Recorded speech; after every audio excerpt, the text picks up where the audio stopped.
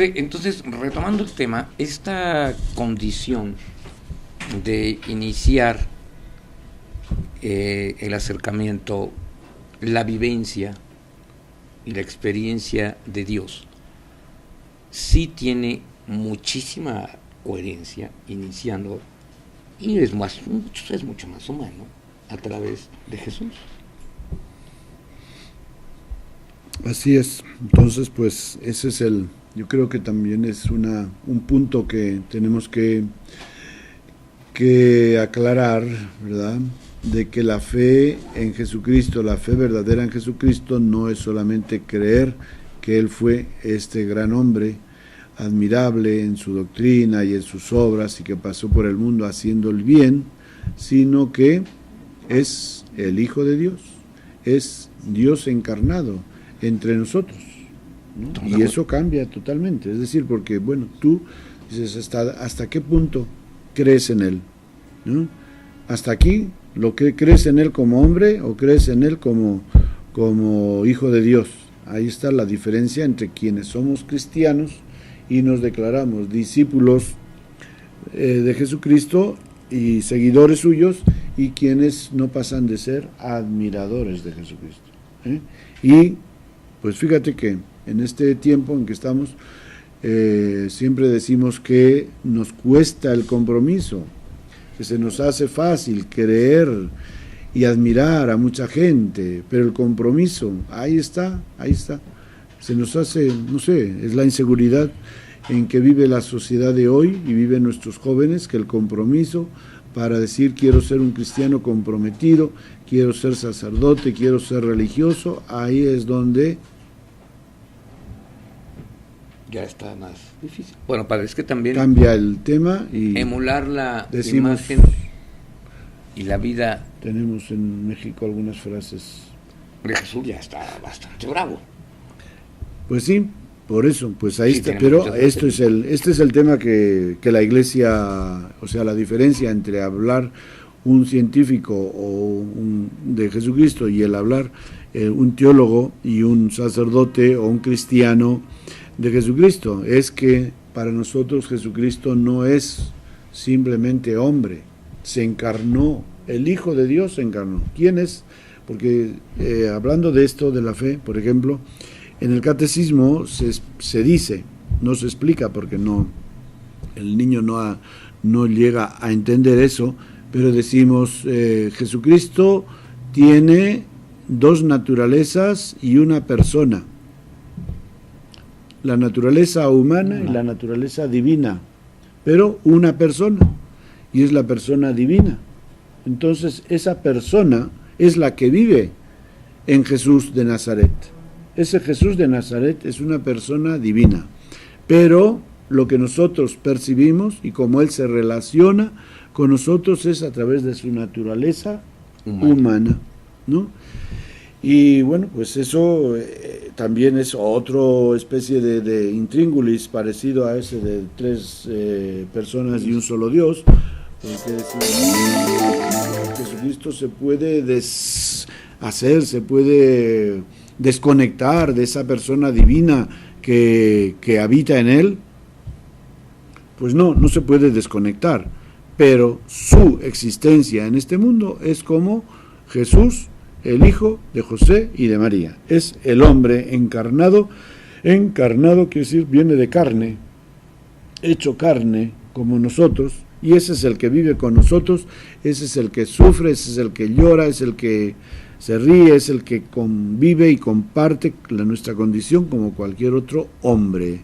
Y por eso puede ser primogénito de muchos hermanos, como le llama San Pablo, porque es el hermano mayor de todos, de toda la humanidad, regenerada por Él, ¿no? A través del misterio de la salvación. Todos los que creen en Jesucristo llegamos a ser hermanos suyos, y Él es el primogénito.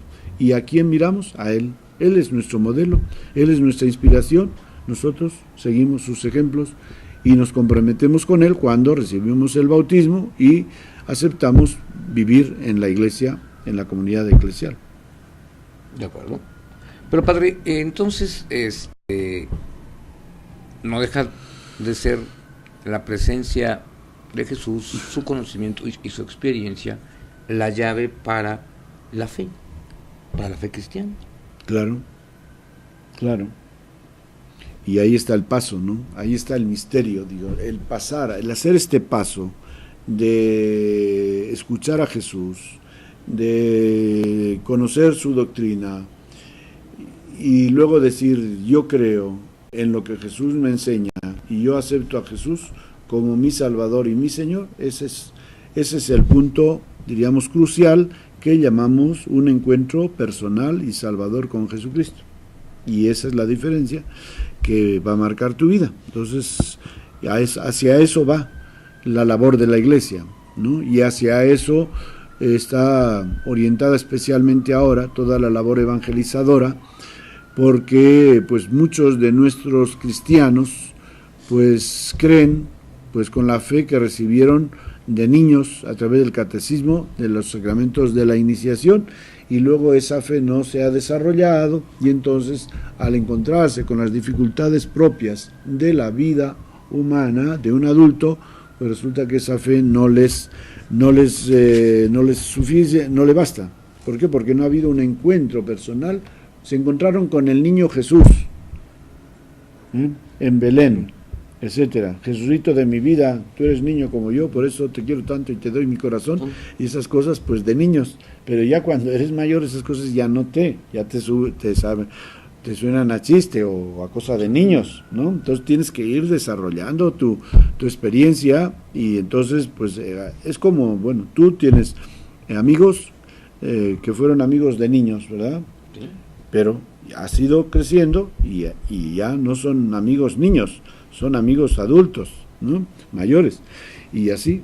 Entonces esa relación, obviamente el hecho de que fueras amigo de niño no quiere decir que vamos a hablar como los niños allá, no, ahora hablamos de adultos y hablamos de nuestros problemas que tenemos, etcétera. Entonces, si yo voy creciendo y se va desarrollando mi vida en la fe, yo también voy a tratar con Jesucristo desde esa dimensión, y voy a buscarlo para que Él me aconseje, para que Él me dé lo que sea necesario, puesto que no es un simple hombre, sino que es el Hijo de Dios, y a través de la Iglesia y del Espíritu Santo, Él me da la gracia para vivir una vida con mis años, una vida en la cual yo pueda ser feliz y yo pueda realmente ser un verdadero cristiano que enfrente las situaciones que yo encuentro en mi vida a mis años, ¿verdad? A mis 70 años. Totalmente de acuerdo. Padre, una pregunta que es difícil, pero que es uno de los conflictos más especiales que hay entre la cristiandad, es una primera frase que dice creo en la Iglesia. Uh-huh. Desafortunadamente, y lo digo muy en serio, esta sensación, este concepto de creer en la Iglesia se ha depreciado. Las causas no son tan trascendentes. Lo que es trascendente en todo caso es su solución. Uh-huh. Retomar el camino que haga a la cristiandad creer en la Iglesia Católica, sí, o en su Iglesia. Yo creo que no es ningún problema, así como yo puedo decir yo creo en mi país, yo creo en la humanidad, yo creo en la bondad del ser humano, yo creo también en la Iglesia. Es decir, mi fe como cristiano está en Dios, Padre, Hijo y Espíritu Santo. Ahí está. Yo creo en estas tres personas. Pero, ahora, el hecho de decir yo creo en la Iglesia, quiero decir que yo creo que la Iglesia para mí es la institución o la comunidad a través de la cual Dios se me revela, Dios se me ha comunicado, yo he llegado a creer en Dios a través de la Iglesia. Entonces, yo puedo decir yo creo en la familia o no. Claro. ¿Por qué? Porque he recibido muchas cosas de la familia, pero yo reconozco que mi familia pues tiene sus limitaciones, sus defectos. Entonces, creer en la Iglesia, tenemos la Iglesia como misterio, la Iglesia comunidad y la Iglesia institución. Hoy día tendemos a darle menos importancia a la institución, cosa que en el siglo pasado se le dio mucha importancia, y creemos que es más importante darle más importancia a la Iglesia como misterio, en el cual un misterio de comunión con Dios, en el cual Dios se manifiesta, Jesucristo nos encarga su verdad y el Espíritu Santo se hace presente a través de los sacramentos. Y luego la Iglesia como comunidad, que la formamos todo y que vamos a escuchar el próximo domingo en la misa, cómo somos todos miembros, piedras vivas de este templo que es la Iglesia. La Iglesia es un templo donde Dios habita, es la morada de Dios, porque Jesucristo ha dicho que Él estaría donde nosotros nos reunamos en su nombre. Entonces el decir creo en la Iglesia, creemos en eso, no quiere decir creemos en las personas que constituyen la Iglesia. Es que esto es lo más común. Eso es el defecto más común. ¿O es el defecto más común? Identificar la Iglesia con... Es como si dices, no creo en México. ¿Por qué? Si tú dices un día que no crees en México, ¿por qué?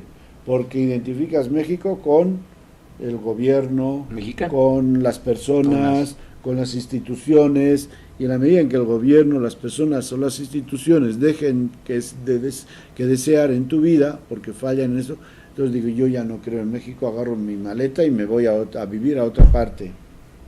¿Mm? Pero ¿qué es lo que ha hecho que no creas en tu país? Las personas. Si esas personas cambiaran, si ese sistema, si esas formas de vida cambiaran, pues tú dirías con mucha razón, me voy a México porque como en México no hay dos, ¿no?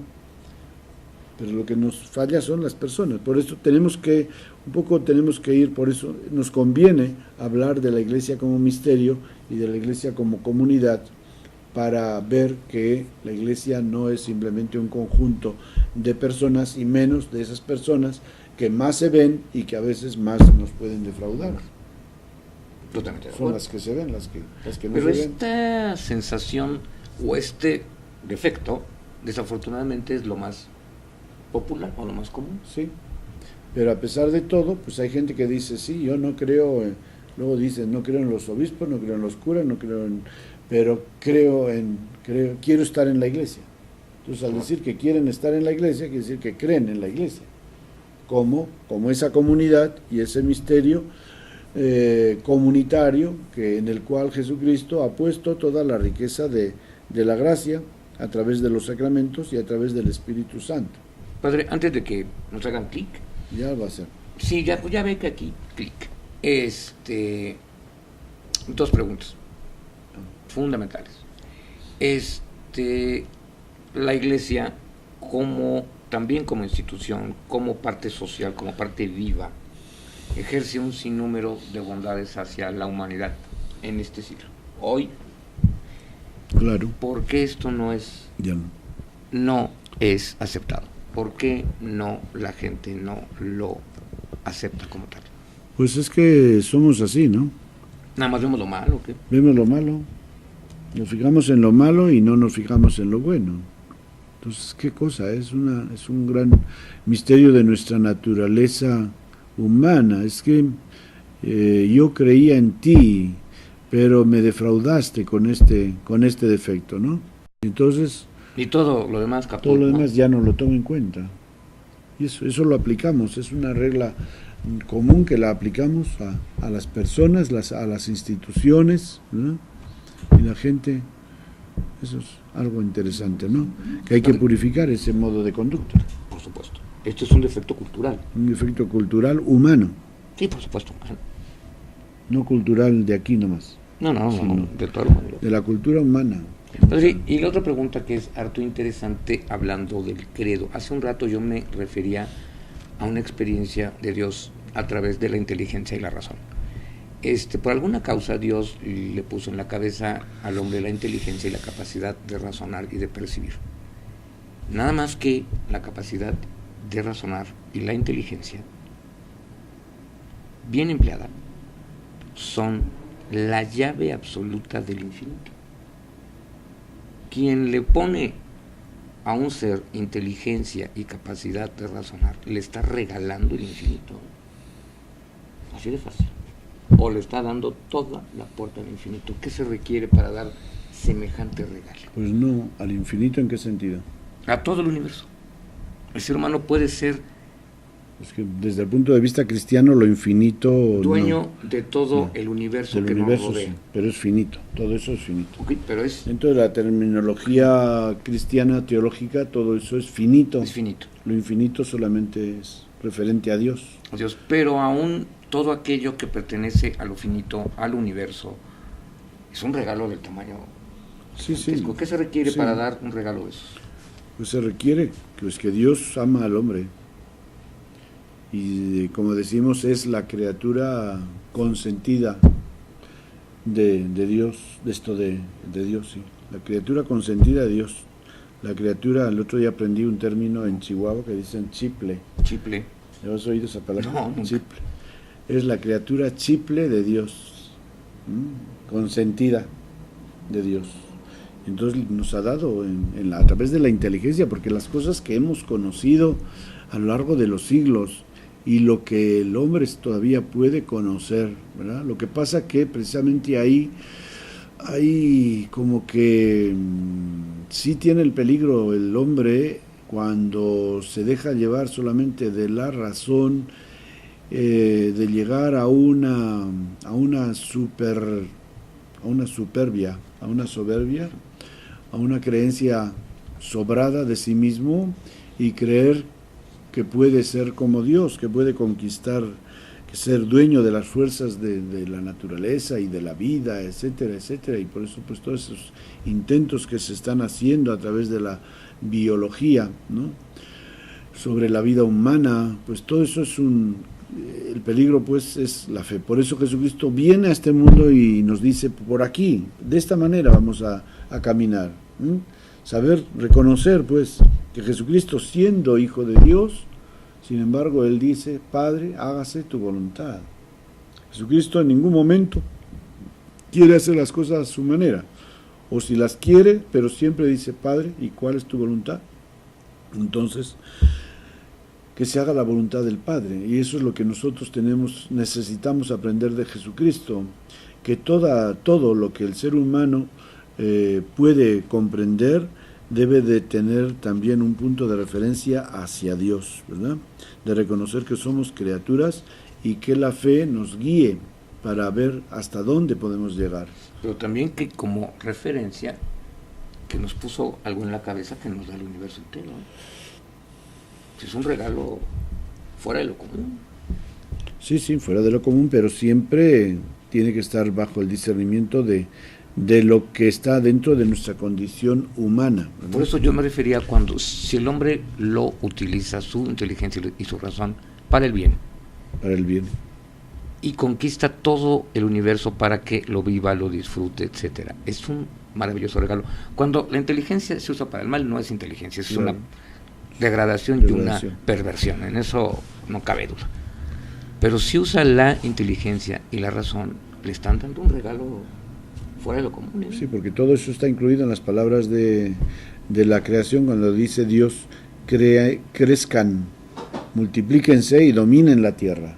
Al decir dominen la tierra, nos está diciendo que ustedes son dueños de la creación, y con la inteligencia y con esta amistad con Dios, esta relación amistosa con Dios, ustedes pueden llegar a hacer maravillas y ser felices, etcétera. Ya todo eso luego se ofusca y se retuerce cuando el ser humano precisamente quiere independizarse de Dios y se deja seducir por las palabras de ustedes serán como dioses. Esa es la tentación del ser humano, que tiene también a través de su inteligencia el querer ser como dioses, el querer dominar la vida y querer dominar el futuro, etcétera, etcétera, ¿no? El no reconocer. Entonces a la base de todo tiene que estar la conciencia de que somos criaturas de Dios, ¿sí? Y que podemos progresar dentro de los límites que Dios nos pone, que el ser humano no puede erigirse en ser dueño de la creación y en ser dueño de la vida, como lo está haciendo en muchas ocasiones. Como lo he hecho siempre. Querer dominar por el poder, por la fuerza, por el dinero, y manipular la vida de las personas, ¿no? La ley del más fuerte, es como en la selva, qué pena, ¿no? Pero si usa todo esto para el bien, también se puede llevar todo el universo. Claro, pues es que el mundo sería un paraíso, como Dios. O sea, como Dios quiso en un Y principio. lo más increíble, no nomás este mundo, hay 360,000 millones de galaxias reconocidas. O sea, imagínense el regalo que significa la inteligencia y la razón que le pone Dios al hombre en la cabezota. Hay que querer mucho a un hijo para regalar eso, ¿no? Pues sí. Es indiscutible. Pues así es. Dios maravilloso es que cuando uno es bueno, quiere que los demás compartan su bondad. Eso es ser bueno. Eso es ser bueno. El que es envidioso, entonces no quiere que los demás sean felices. Pero como Dios es bueno, así, el único bueno, como nos dice Jesús, 3 veces bueno, el sumo bien, todo bien, sin el cual no hay ningún bien, que dice San Francisco, pues entonces podemos entender que Dios haya desplegado el abanico de toda su grandeza y la haya puesto en las manos del ser humano a través de su inteligencia y de su voluntad. Porque también toda, el parte, fin, ¿no? el fin Claro, último es llevarlo al sitio donde disfrute de todo esto. Claro. Y de una manera infinita, ¿eh? Y que lo disfrute a plenitud, no solamente los sentidos corporales, No, sino que como lo persona. disfrute en todo el sentido. Como persona, ¿verdad? Porque a veces nos quedamos con el gozo pues físico, corporal solamente. No cultivamos la parte espiritual, que es la más importante del ser humano. Pero esa parte espiritual es la que se va a llevar al final. Le va a dar todo el infinito. Ya no va a ser el universo. Se lo va a llevar a un infinito que puede gozar espiritualmente. Para eso hay que querer mucho a un hijo, ¿eh? Sí, bueno, pues la vida eterna es una experiencia de esa infinitud que se pone al alcance del ser humano. La vida eterna que Dios nos da, que es la vida de Dios, ¿no? Tener la vida del amor, la vida del Espíritu de Dios en nosotros es la experiencia de la vida eterna. Esa es la experiencia de la infinitud, pero es una experiencia espiritual, interior, ¿no?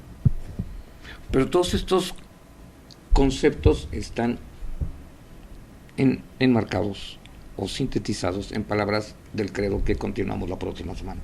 Padre, muchísimas gracias por estar con nosotros. A todas las personas que nos ven aquí en América, muy buenas tardes, muchas gracias por acompañarnos. A los que nos ven del otro lado del Atlántico, muy buenas noches, pásenla muy bien. Y les recordamos, como siempre, paz y bien. Paz y bien.